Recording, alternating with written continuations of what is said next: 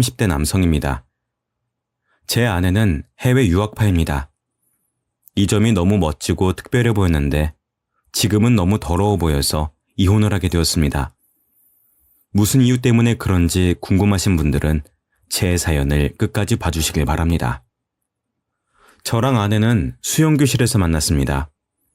같은 시간대 수업을 들으면서 굴곡진 몸매로 제 눈길을 사로잡았죠. 몸매뿐만 아니라 화려한 수영복도 시선을 끌었습니다. 보통 수업을 들으러 오면 무난한 디자인을 많이 입고 오는데 아내는 누구나 뒤돌아볼 원색의 디자인을 입고 왔거든요. 정열적인 레드와 눈이 부실 만큼의 형광 초록색 패턴의 수영복이었습니다. 안 그래도 눈에 띄는 사람인데 그런 수영복을 입고 다니니 수영교실 회원들이 전부 다 기억하고 있더군요. 아내가 수업을 빠지는 날이면 그분은 안 온 거냐고 서로 물었습니다. 저도 그래서 아내를 주의주시하고 있는데 해외 유학파라 인상착의가 화려하고 말투가 특이하다는 소문이 돌았습니다. 게다가 제가 너무 가고 싶었던 하와이에서 대학을 다니며 20대를 보냈다고 하는 거 있죠? 최근 한국으로 돌아와 영어학원 강사로 일하고 있다고 합니다. 그 말을 듣는 순간 하와이 대학을 다녔다고 하는데 왜 수영을 배우는 걸까 싶더라고요. 하와이라면 어딜 가든 바다가 보이니 헤엄을 당연히 쳤을 것 같았습니다. 제주도 사는 사람은 어딜 가든 귤이 보여서 귤을 자주 먹듯이 하와이 사람들도 왠지 그럴 것 같았거든요. 제가 그 생각을 하고 있다가 아내를 보자마자 슬그머니 말을 걸어보았습니다. 안녕하세요. 저 같이 수영 수업 듣는 사람인데 혹시 저 알고 계신가요? 다름이 아니라 궁금한 게 있어서 하와이에서 오신 걸로 알고 있는데 수영을 배우고 있는 게 신기해서요. 혹시 무슨 이유가 있나요? 제가 원래 수영을 잘했는데 물에 빠진 뒤로 헤엄을 못 치겠더라고요. 너무 무서워서 몸이 안 움직여져서 수영장에서는 잘 될까 수업 받아보고 있어요. 그런데 잘 안 되네요. 킥판 없으면 아직 수영하기가 힘이 들어요. 아내가 이렇게 말하길래 땡 잡았다고 생각했습니다. 그래서 수업 끝나고 같이 수영하면서 연습을 하자고 했죠. 안 그래도 물이 무서워서 진도가 안 나간다는 핑계를 대고 아내와 약속을 잡았습니다. 사실 저는 수영을 아주 잘했습니다. 중급반에 있다가 초급반으로 내려온 건데 그 이유가 아줌마들 때문이었거든요.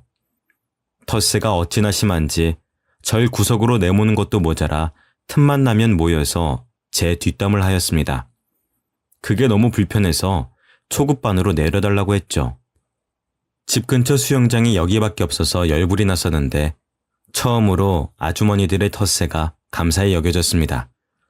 예쁘고 몸매 좋은 것도 모자라 하와이 유학까지 다녀온 똑똑한 여자를 만나게 되었으니까요. 정말 제 이상형이었습니다. 해외 유학을 다녀온 영어 잘하는 여자에게 환상이 좀 있었거든요. 저는 해외 한번 다녀와 본 적이 없어서 자유롭고 개방적인 외국 문화가 부러웠습니다. 워킹 홀리데이나 해외 유학 다녀온 여자들을 조심하라는 어른들의 말이 있긴 했지만 자격지심이라고 생각했습니다. 자기가 갈 수 없는 곳을 여자가 다녀오니 괜히 시샘하는 것 같았는데요. 시샘할 시간에 저처럼 똑똑한 여자를 꼬셔야죠. 저는 망설이지 않고 아내와 수영하는 데에 온갖 시간을 다 썼습니다. 아내와 친해졌다고 느껴졌을 때 밖에서 식사하자고 제안해 보았죠. 지연씨, 혹시 오늘 시간 되시나요? 여기 맛집 알게 돼서 가볼까 하는데 지연씨도 같이 가요. 제가 이렇게 말하기 무섭게 지연씨의 뒤에서 누군가 걸어오고 있었습니다. 키는 190 정도에 어깨는 거짓말 안 치고 제 팔 길이만 했습니다. 근육도 우락부락한 것도 모자라 보이는 흑인이었죠. 우리 동네에서 외국인을 보기 힘들어서 신기한 것도 신기한 건데 그렇게 큰 사람은 처음 봐서 눈을 떼기가 힘들었습니다. 게다가 아내한테 다가가서 뭐라 이야기하더니 아내를 데려가 버리더라고요. 저는 영어도 못했고 덩치가 큰 외국인에게 기가 죽어서 아무 말도 못했습니다. 설마 남자친구일까 싶어서 아내가 다시 오길 기다렸죠. 아내에게 남친이 있다는 말을 들으면 그날 바로 끊어놓았던 수영 강습비를 환불하려고 했습니다. 남친이 있냐는 질문부터 하는 거였는데 너무 창피하더군요. 제가 쪼그려 앉아 애초롭게 기다리고 있으니 아내가 멀리서 저를 보고 다가왔습니다. 어머, 동구씨. 지금까지 기다리고 계신 거예요? 오래 기다리셨죠? 아까 뭐라 하신 거예요? 맛집 같이 가자고 하신 것 같은데. 그게 같이 식사하려고 했는데 남자친구 있으시면 실례인 것 같아서요. 혹시 아까 그분 남자친구분이실까요? 네? 그런 거 아니에요. 그냥 친구인데 오늘 잠깐 제 얼굴 보고 간다고 했거든요. 갑자기 미국으로 간다고 하길래 잘 다녀오라는 말만 했어요. 저는 또 남자친구분인 줄 알고 강습비 환불할 뻔했어요. 고백도 못하고 차인 기분이라. 그럼 식사 같이 하실까요? 저 지연 씨랑 밥 먹으려고 기다리고 있었는데. 네, 당연하죠. 못 파는 데예요? 동구 씨는 가본 곳이에요? 이렇게 아내와 식사 자리를 갖고 급격하게 친해지게 되었습니다. 간단하게 국수를 먹고 2차로 삼겹살에 소주를 먹으러 갔거든요. 역시 술이 들어가니 창피해서 못했던 말들이 우수수 나왔습니다. 첫눈에 반했다느니, 해외 유학 다녀온 여자가 이상형이라느니, 술에 취해 별별 소리를 다 했죠. 저희 아내는 술이 어찌나 센지 제가 취해서 필름이 끊길 때까지 멀쩡했습니다. 정신을 차려보니 눈앞에 낯선 천장이 보이더군요. 설마 했는데 아내가 자기 집까지 데려온 것이었습니다. 제가 놀라서 벌떡 일어나니까 아내가 배시시 웃으며 말하였습니다. 일어났어? 그렇게 술이 약하면서 왜 빨리 마셨어? 천천히 좀 마시지. 어제 일 기억나긴 해? 내가 어디 사냐고 물어봐도 말을 안 해줘서 데려왔어. 죄송해요. 이제 막 친해졌는데 이런 실수를 하고. 앞으로 이런 일 없을 거예요. 지연 씨랑 너무 친해지고 싶어서 그랬어요. 뭐야, 하나도 기억 못하나 보네? 우리 말 놓기로 했잖아. 우리 동갑이니까 얼른 놓자고 한 사람이 누군데? 아내는 이런 상황이 놀랍지도 않은지 까르륵 웃음을 터뜨렸습니다. 하긴 외국에서는 파티도 많이 하고 친구들이랑 같이 자는 일이 흔할 테니까요. 여유로워 보이는 아내의 모습에 저는 또 마음이 갔습니다. 제가 못 해본 경험을 아내는 많이 해봤을 것 같더라고요. 아내가 해장해야 한다며 유학 갔을 때 많이 해먹었다는 라자냐도 만들어 주었습니다. 라자냐라는 음식을 처음 먹어봤는데 좀 느끼하긴 해도 해장이 되는 기분이었죠. 아마 아내가 해준 음식이고 아내랑 같이 있어서인 것 같았습니다. 그 뒤로 아내가 라자냐를 해주는 일이 많아졌습니다. 수영 강습이 끝나면 따로 만나서 수영을 잠깐 하고 술을 마시러 갔으니까요. 그리고 자연스럽게 아내 집으로 가서 데이트를 하다 보니 정식으로 만나자는 말 없이 사이가 깊어지게 되었습니다. 이렇게 교제한 적은 처음이라 생소했지만 아내가 다른 문화권에서 지내다가 온 사람이니 그런 거라고 생각했죠. 1년 정도 교제하고 나니 아내에 대한 마음이 깊어져서 결혼 이야기를 꺼내고 싶어졌습니다. 아내도 결혼 생각이 아예 없는 건 아닌 것 같더라고요. 제가 독신주의냐고 물었을 때 아니라고 했으니 프로포즈를 준비했습니다. 근사한 레스토랑을 예약하고 유명 브랜드 반지를 구매했는데요. 아내에게 레스토랑 주소를 알려주고 제가 먼저 가서 기다리고 있으니 심장이 터질 듯 뛰었습니다. 아내가 거절하면 어쩌나 걱정되는 마음으로 약속 시간을 기다렸죠. 그런데 아내는 제가 보낸 레스토랑을 확인하지 않았는지 평소처럼 편안한 옷차림이었습니다. 다른 손님들은 다 캐주얼한 정장을 입고 있는데 아내만 티셔츠에 청바지를 입고 있더라고요. 정말 서운했지만 정장을 차려입은 저를 본 아내의 반응이 더 실망스러웠습니다.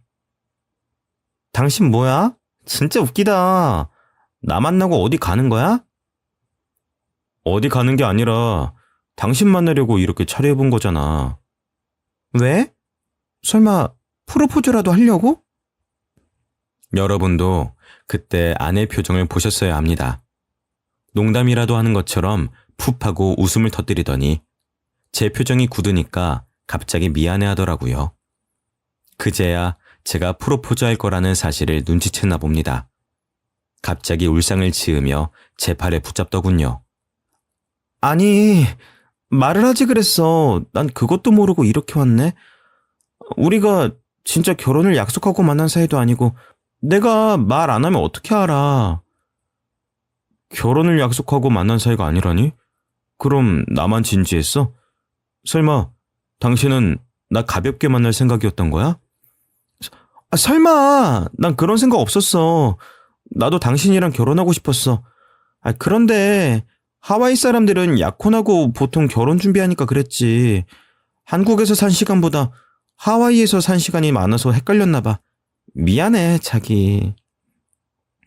아내가 문화 차이 때문에 그런 거라고 하니 이해하려고 노력했습니다. 저도 더 이상 서운해하지 않고 준비한 대로 반지를 건네주었죠. 결혼하자는 프로포즈를 하니 아내가 바로 받아들이며 정말 고맙다고 해주었습니다. 고민도 않고 바로 결혼하자고 하니 정말 아내다운 결정이었는데요. 저희 결혼 준비 과정도 시원시원했습니다. 굳이 돈 많이 쓸 필요 없다고 작은 결혼식에서 조촐하게 식을 올리기로 하였습니다. 화려한 결혼식은 아니었지만 아내는 굉장히 행복해하고 만족스러워 하더라고요. 이런 말하면 문매를 맞을 것 같아서 말 안 하려고 했지만 해야겠습니다. 한국 여자들이랑 다른 느낌이었거든요. 외국물을 먹어서 그런지 사치에 별 신경을 쓰지 않고 저와 함께 해주었습니다. 결혼 준비도 반반, 집도 반반. 연애할 때도 느꼈지만 모든 게 더치페이였습니다. 덕분에 아내를 향한 마음이 더 커졌죠. 하지만 역시 결혼은 집안과 집안끼리 하는 것이라 그런지 이런 아내의 눈에 눈물을 흘리게 만들어버렸습니다. 저희 엄마가 상견례 자리가 끝나고 저를 따로 불러서 결혼을 반대한다는 거 있죠. 어떤 여자랑 결혼해도 좋을 것 같다던 엄마가 아내의 유학 사실을 알게 된 뒤로 한 반대였습니다. 치안이 해외 유학 다녀왔다며. 그것도 하와이에서 아예 살았었다고?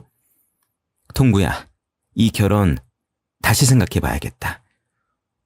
왜 엄마, 유학 다녀온 게 뭐 어때서? 옆집 아들이 유학 다녀온 여자랑 결혼했다가 바람나서 이혼했다고 하더라. 그리고 유학 간 애들은 반문화에 너무 노출되어 있어. 걔 팔에 문신이 있던데 너무 노는 애 아니니? 요즘은 아무리 다들 문신한다고 하지만 유학 간 애가 문신이 있는 건 좀 그렇다. 엄마가 아무리 봐도 캥기는 부분이 있어서 그래. 엄마, 그건 다 편견이야. 하와이로 가서 공부만 하고 온 애한테 왜 그래? 나랑 사귀는 동안 남자 문제 한 번도 없었던 애야. 네가 그걸 어떻게 아니? 그리고 보통 공부하려고 뉴욕 같은 데 가지 않니? 하와이는 휴양지로 알고 있는데 거기로 공부하러 갔다니까 영 수상하더라. 처음에는 참 착하고 똑부러진 것 같다고 돈도 반반씩 하자고 해서 좋다고 할 때는 언제고 왜 이러는 건데. 내가 지연이 놓치면 좋은 여자 만날 수 있을 것 같아? 나같이 애매하게 벌고 애매하게 생긴 놈이 그것 때문에 결혼 파토 내면은 내 인생도 끝장이야. 평생 혼자 남을 수도 있다고. 동구야, 이러지 말고 차분하게 생각해봐라. 우리 집안이 해외 유학 보낼 수 있는 집안이랑 급이 맞겠니?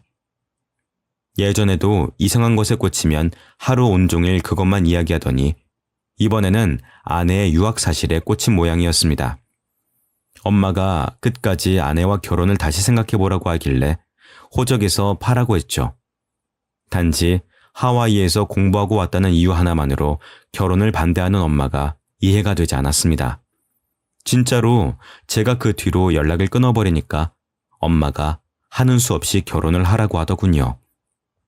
겨우 아내와 결혼에 꼴이 나게 되니 아내를 향한 마음이 더 애틋해졌습니다. 이런 사람과 평생을 함께하고 싶어 해서 그런지 아이도 금방 생겼죠. 신혼여행 때 딸아이가 생겨서 이름도 아내 이름과 비슷한 지유라고 지었습니다.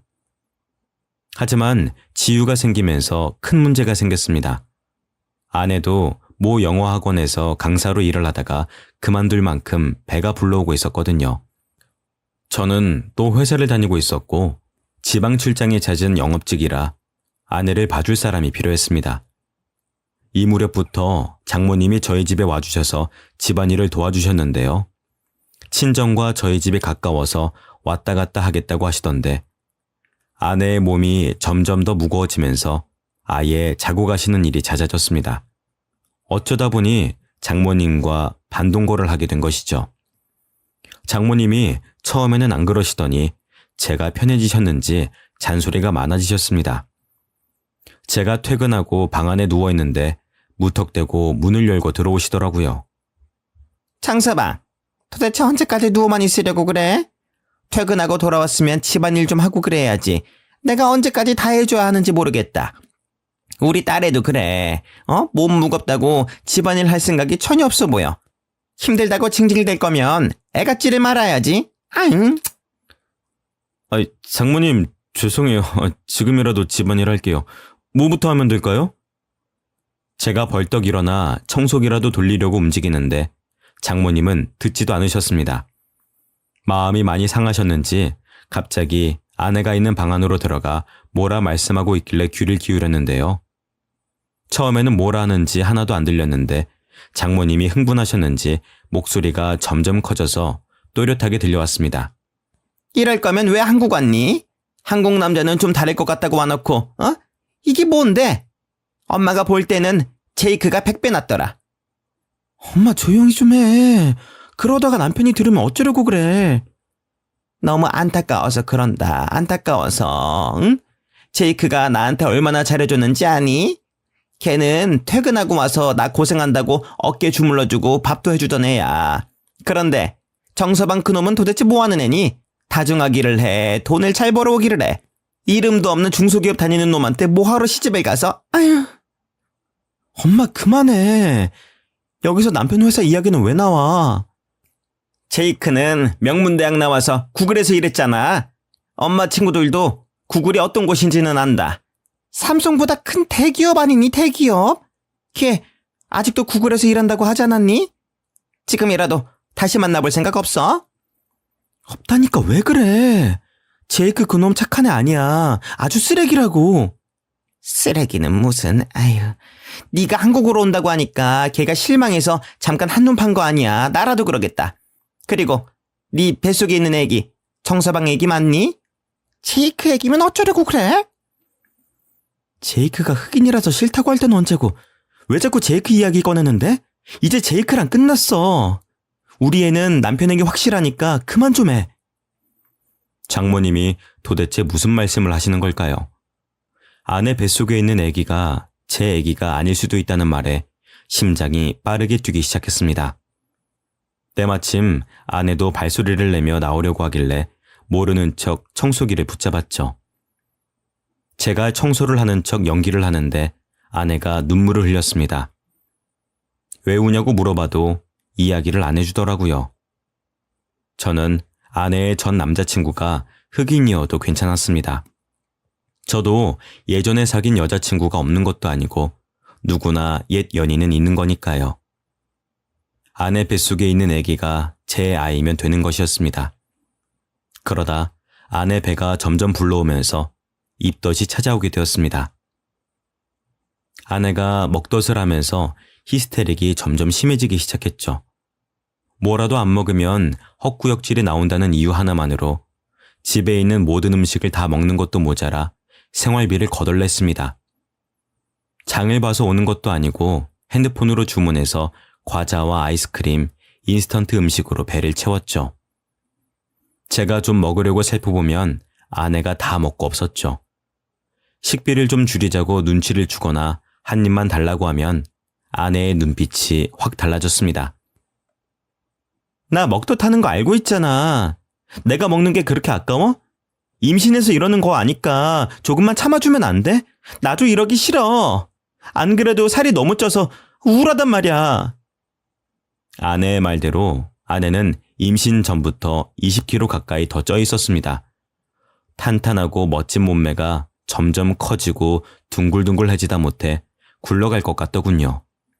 제가 조금이라도 먹지를 못하게 하거나 먹는 걸로 잔소리하면 소리를 지르기 일쑤였습니다.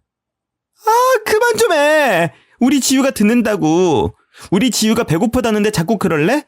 나 이거 안 먹으면 토할 것 같다고. 그렇게 내가 보기 싫어? 옛날보다 더 뚱뚱해져서 꼴 보기 싫은 거지, 응? 아니야, 여보. 나는 당신 건강 망가질까봐 그러지.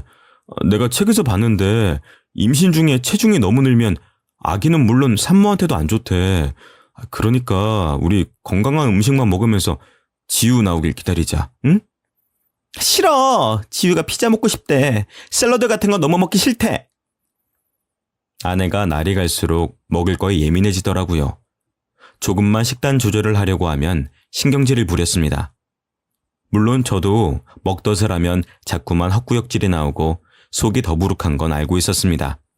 하지만 아내는 먹덧을 넘어서서 먹을 것에 너무나도 집착하게 되었습니다.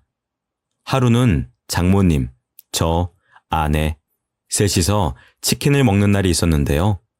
평소처럼 장모님과 아내에게 다리 하나씩을 나누어 주고 닭가슴살을 먹는데 웬일로 오늘은 닭다리가 하나 더 있더군요. 그래서 제가 집어먹었습니다. 그런데 아내가 그 모습을 보고 눈을 부라리며 어떻게 그럴 수 있냐고 하는 거 있죠? 원래 닭다리는 내 거잖아. 엄마한테 하나 양보하라고 해서 내가 양보도 해줬는데 어떻게 자기가 홀라당 먹어버릴 수 있어? 당신은 양심도 없어? 나는 홀몸이 아니잖아. 당연히 당신이 양보해줘야 하는 거 아니야? 아니, 당신 지금 닭다리 다 먹지도 않았잖아. 나도 다리 좀 먹자. 당신 임신한 후로 한 번도 안 먹어봤어. 나도 퍽퍽살 싫어하고 다리살 좋아한다고. 우리 지유가 먹고 싶대. 원래 다리살이 제일 맛있는 거 알잖아. 아빠가 돼가지고 딸한테 양보해야지. 자기가 홀라당 다 먹어버려? 여보, 임신 전에는 안 그러더니 요즘 왜 그래? 왜 이렇게 먹을 것에 집착하냐고.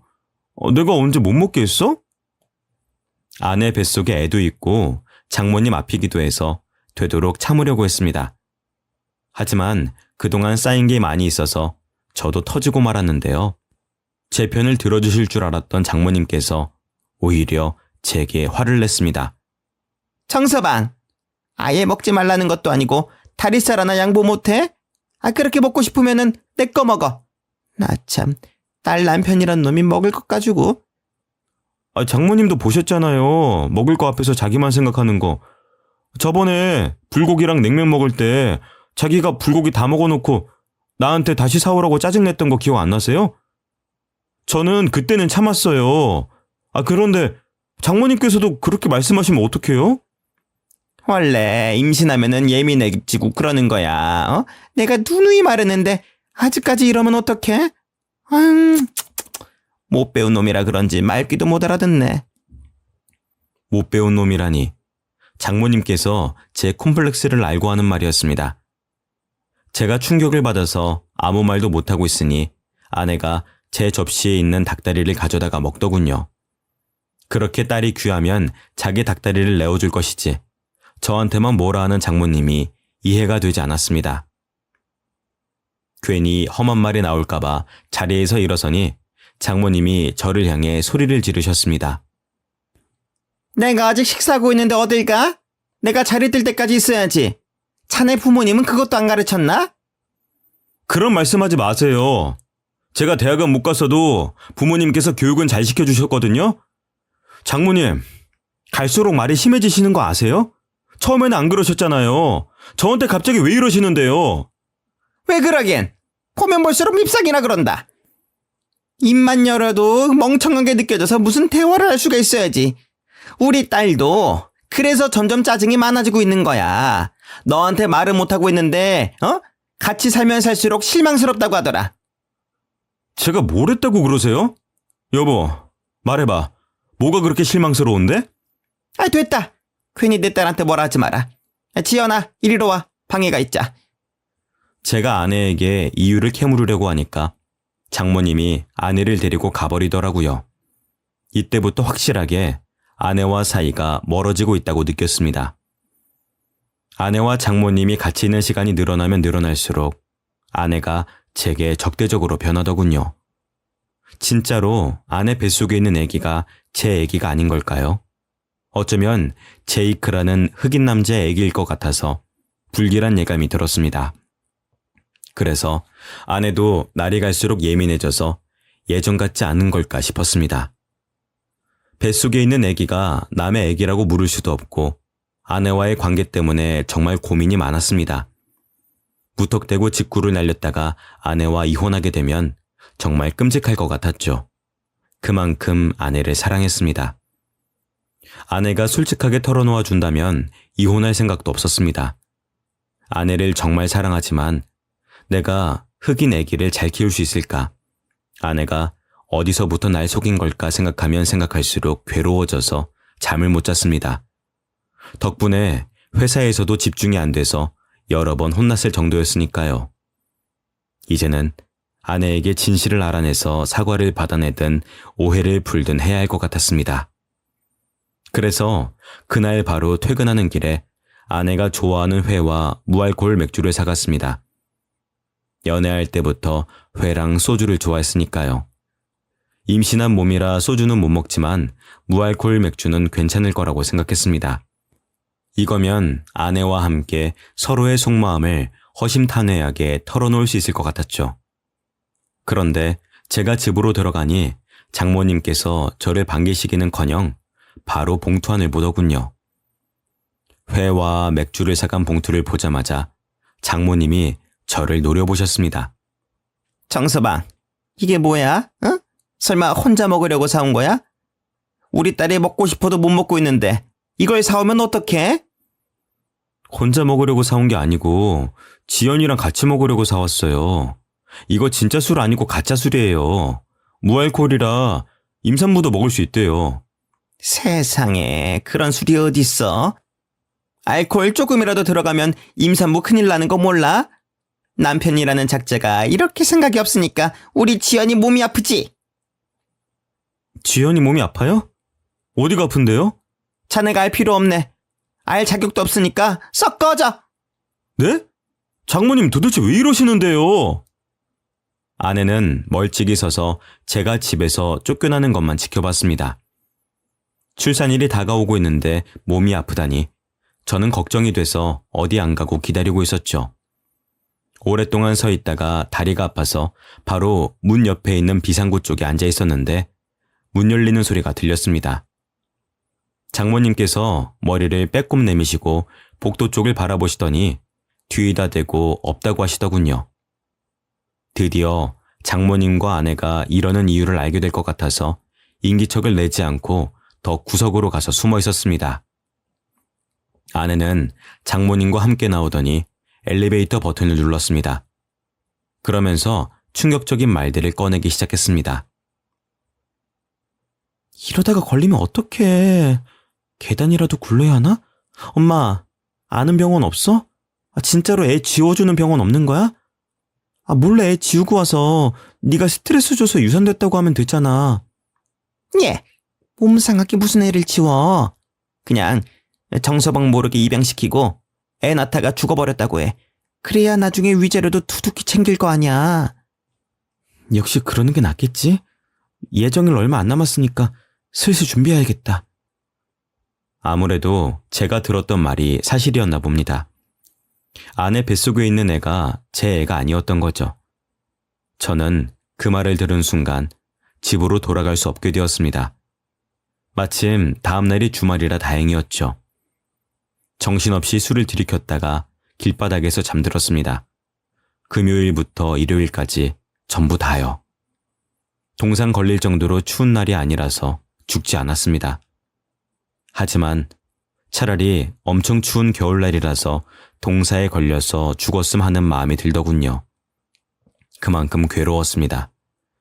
제 두 귀로 제이크의 아기 같다는 말을 들었을 때에도 아내를 사랑해서 믿었는데 제가 너무 바보같이 느껴지더군요.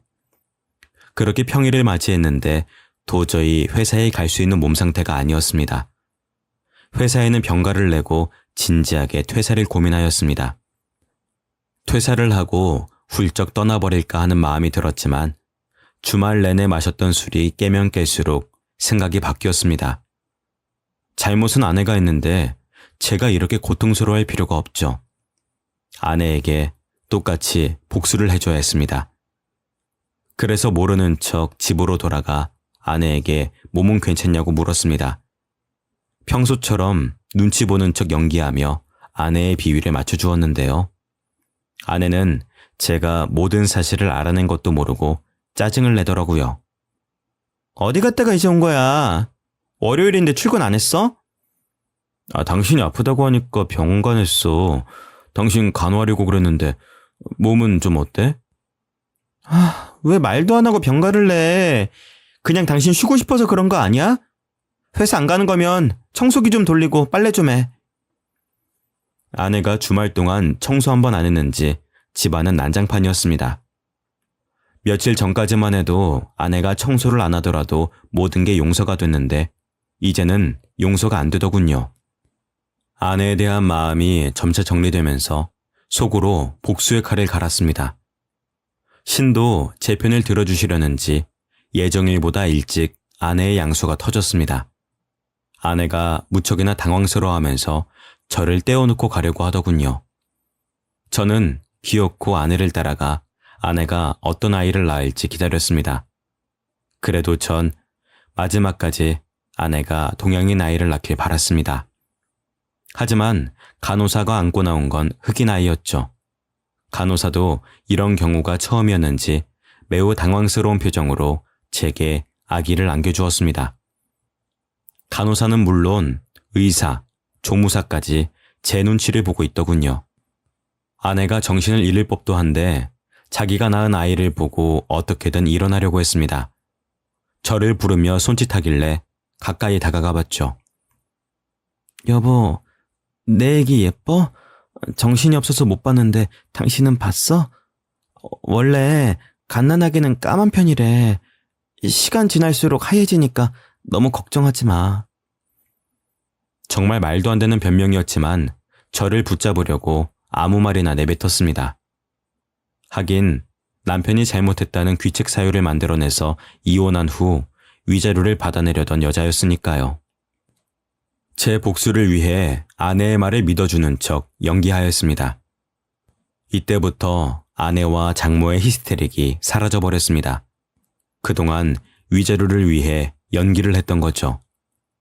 그 대신 아내와 장모가 저 몰래 모여서 귓속말을 하는 것을 들었습니다. 조리원에서 몸조리만 하면 되니까 저보고 집에 가라고 해놓고 둘이서 무슨 꿍꿍이를 꾸미고 있더라고요. 아이고, 이걸 어쩌면 좋냐? 제이크 얘기인 거 다 들켜버린 것 같은데. 이러다 위자료 받는 게 아니라 이혼당하고 위자료까지 내줘야 하는 거 아니야? 아니야. 지금까지 별말 없는 거 보니까 내 말 믿어주는 것 같아. 지금이라도 지유 입양 보내자. 내가 갑자기 아파서 병원에서 죽었다고 할게. 내가 어떻게든 정서방 못 오게 막을 테니까 네가 어떻게든 입양 절차 밟아놔라. 그리고 너 제이크 그 흑인 놈 만나기만 해봐. 정서방한테 제이크 만나다 걸리면 네 인생 아주 끝장날기 뻔하니까. 안 만난다니까. 제이크 미국으로 갔어.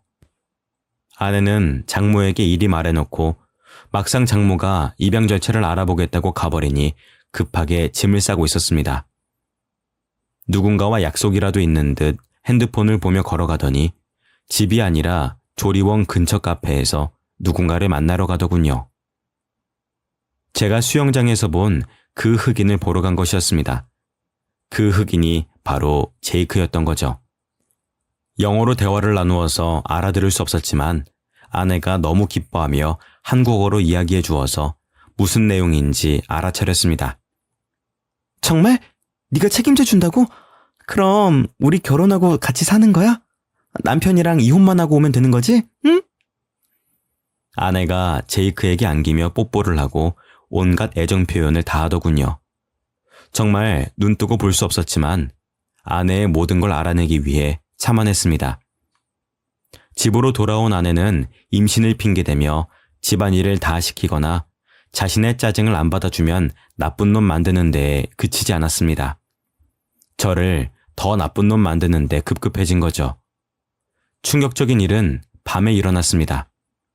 침대에 나란히 누워서 잠든 척 눈을 감고 있었는데 아내가 슬그머니 일어나더군요. 그리고 제 폰을 들고 무언가 흔적을 남겨두고 있었습니다.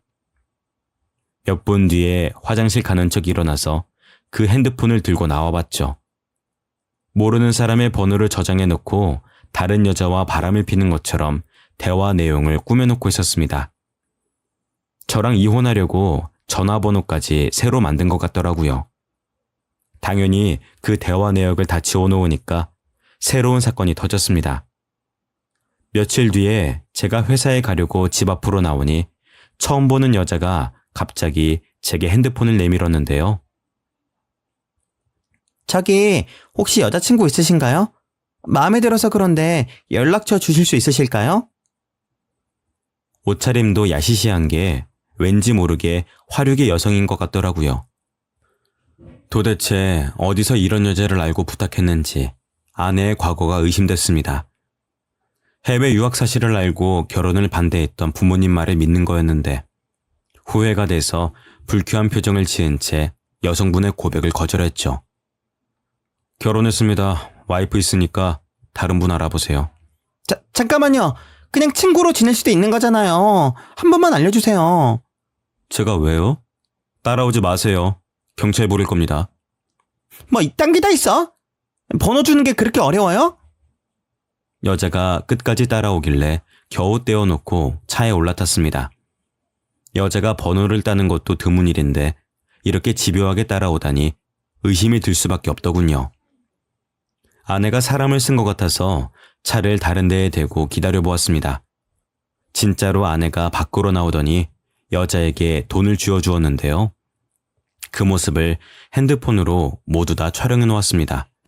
그리고 아내가 지유를 입양 보내기 전에 유전자 검사를 다 해놔야 되겠다고 느꼈죠. 그날부로 유전자 검사할 수 있는 곳을 다 알아보고 비용도 체크해 놨습니다. 그동안 안 쓰고 모아두었던 연차까지 쓰며 아내를 쫓아다녔죠. 아내는 제이크를 하루도 빼놓지 않고 만나서 아내가 입고 나간 옷을 매일 찍찍이로 흑인 머리카락이 묻어있지는 않을까 체크했습니다. 덕분에 머리카락을 빠르게 채취해낼 수 있었죠. 유전자 검사만 한 게 아니라 아내가 제이크라는 흑인 남자를 만나고 다닌 증거를 사진 찍어 두었습니다. 유전자 검사 결과도 나오고 아내가 흑인 남성을 만나고 있다는 증거가 충분하다고 생각한 날이었습니다. 기가 막히게도 아내는 그날 흑인을 만나러 갔습니다. 손을 꼭 잡고 숙박업소로 들어가려고 하길래 그 앞을 막아섰죠. 아내는 제게 미안해하거나 창피해하기는커녕 버럭 소리를 지르기 시작했습니다. 뭐야? 당신이 왜 여기 있어? 설마 나 따라다닌 거야? 당신 뭐 의처증 뭐 그런 거야? 어? 스토커도 아닌데 왜 따라온 건데?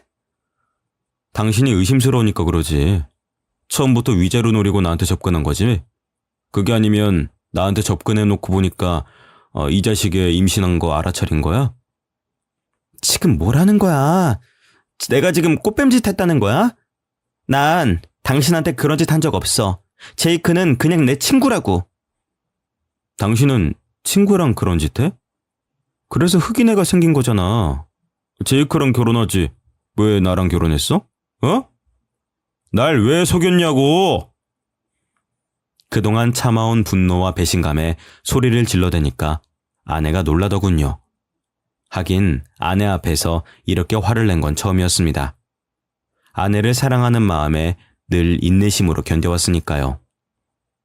아내가 제이크 손을 잡고 무서워하는데 정말 어이가 없더라고요. 그래서 가방에 넣어둔 사진을 꺼내서 보여주었습니다.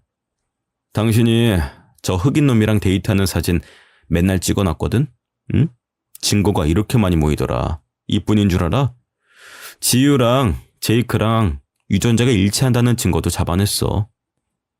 유전자 서류 복사본을 아내 얼굴에 집어 던지니까 그제야 아내가 부들부들 떨더군요. 그러다 닭똥 같은 눈물을 뚝뚝 흘리며 불쌍한 척을 하였습니다. 여보, 나는 그러려고 그런 게 아니라 내가 이 자식한테 당한 거야. 억지로 당해서 임신하게 된 거라고. 내가 사랑하는 건 제이크가 아니라 당신이야. 내가 그 말을 믿을 것 같아? 처음부터 끝까지 거짓말만 하는 사람이랑 지낼 생각 없어. 우리 이혼하자. 난 당신이랑 이혼할 준비 다 끝냈어. 아니야. 내 말 좀 믿어달라니까? 난 피해자야. 아내가 끝까지 거짓말을 하길래 흑인이랑 잘 먹고 잘 살라고 버려두고 왔죠. 그 뒤로도 아내가 제 회사로 찾아와 제발 봐달라고 빌었지만 이혼 소송을 진행 중입니다. 위자료는 물론 사기죄 합의금까지 받아내서 떵떵거리며 살고 있네요. 빈털터리가 된 아내는 흑인 집에 얹혀 살려고 찾아간 것 같지만 연락이 끊긴 것 같았습니다. 다시 저를 찾아와서는 제발 자기랑 만나달라고 하더라고요. 자기야, 나 제이크한테 배신당했어. 지유 키워주겠다고 해놓고 미국으로 도망가 버렸다고. 그러니까 우리 다시 합치자. 응? 우리 지유는 어떻게 하려고 그래. 아빠 없이 키울 순 없잖아. 그래도 한때는 진짜 딸이라고 생각했으니까 당신이 아빠가 되어주면 안 돼? 나 어떻게든 나쁜 놈 만들려고 성질도 두고 집안일 다 시킬 때는 언제고 유산까지 못 가니까 이런 거 아니야. 너랑 장모가 하는 이야기 다 들었어. 그때 녹음이라도 하는 거였는데 말이야. 괜히 너 같은 걸 믿어가지고. 네 계획대로 유산이 되거나 몰래 애 입양시키는 일이 성사됐으면 어땠을까? 나는 평생 죄인으로 살았겠지. 안 그래? 내가 설마 그러겠어? 너무 답답한 마음에 그랬던 거야. 여보, 제발 내 말 좀 믿어줘. 아내가 이번에는 바짓가랑이를 붙잡고 엉엉 울길래 힘껏 차버렸습니다. 와이프가 아스팔트 바닥에 넘어져서 우는데도 하나도 불쌍해 보이지 않더군요. 그래서 그 흑인 찾으러 미국으로 가라고 하고 저는 회사로 들어가 버렸습니다. 제가 퇴근할 때까지 회사 앞에 있길래 경찰에 신고하는 것도 잊지 않았죠. 아내가 회사나 부모님과 같이 살고 있는 집으로 찾아올 때마다 경찰에 신고를 해줬더니 다시는 찾아오지 않았습니다. 제가 콩깍지가 조금이라도 늦게 벗겨졌다면 어땠을까요? 자꾸만 끔찍한 생각이 들어서 이렇게나마 사연을 보내봅니다.